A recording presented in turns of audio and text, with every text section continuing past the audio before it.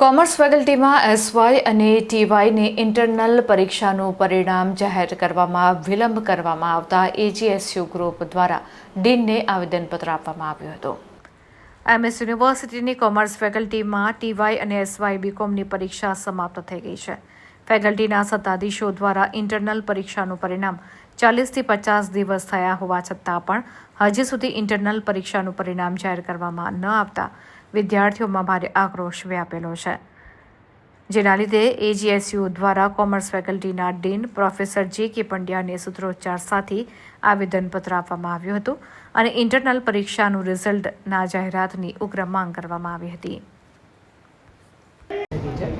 Internal પરીક્ષાની જ્યારે જવાબદારી આપને સોંપવામાં આવી હતી વર્ષ 2020માં ત્યારે વિદ્યાર્થીઓ ખુશ હતા.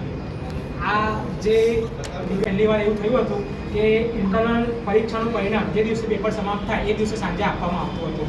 તો ફરીવાર તમે ફેકલ્ટી ઓફ કોમર્સ વહેલી તકે મળશે. એક આ મારી સાથે માંગ છે, આપણે રજૂઆત છે.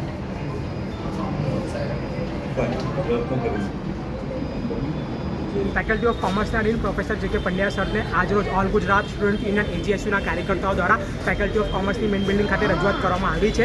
સેકન્ડ યર બીકોમ અને થર્ડ યર બીકોમ ઓનર્સની ઇન્ટરનલ પરીક્ષા સમાપ્ત થઈ ગઈ છે અને આવનાર સમયમાં ફર્સ્ટ યર બીકોમ ઓનર્સની ઇન્ટરનલ પરીક્ષા શરૂ થવા જઈ રહી છે. તો આ ઇન્ટરનલ પરીક્ષાનું જે પરિણામ છે તે ફેકલ્ટી 40થી 50 દિવસની અંતરાલે આપતું હોય છે. તો વહેલી તકે એટલે કે આવનાર 15 દિવસની અંદર ઇન્ટરનલ પરીક્ષાનું પરિણામ જાહેર કરવામાં આવે તેવી રજૂઆત કરવામાં આવી છે. એનું કારણ એ છે કે વર્ષ 2020માં જ્યારે પ્રોફેસર જે.કે. પંડ્યા ડીન હતા એમને ઇન્ટરનલ પરીક્ષાની જ્યારે જવાબદારી સોંપવામાં આવી હતી તો તે જવાબદારીમાં ફેકલ્ટી ઓફ કોમર્સના જે તે સમયના ડીન હતા એમને સાથે રાખ્યું હતું અને 2020ની અંદર જ્યારે પેપર લેવામાં આવતું હતું, પેપર થતો હતો એટલે કે જે દિવસે જે પેપર હોય એ જ દિવસે એના સાંજે તે પેપરના પરિણામ જાહેર કરી દેવામાં આવતા હતા. તો જેથી વિદ્યાર્થીઓની અંદર ખુશીની લાગણી હોતી હતી અને તે લોકો પોતાના માર્ક્સ વહેલી તકે જોઈ શકતા હતા. તો અમારી રજૂઆત એ છે અને માંગ એ છે કે દરેક ઇન્ટરનલ પરીક્ષા ખાસ કરીને સેકન્ડ યર અને થર્ડ યર બીકોમ ઓનર્સનું પરિણામ આવનાર 15 દિવસની અંદર જાહેર કરવામાં આવે.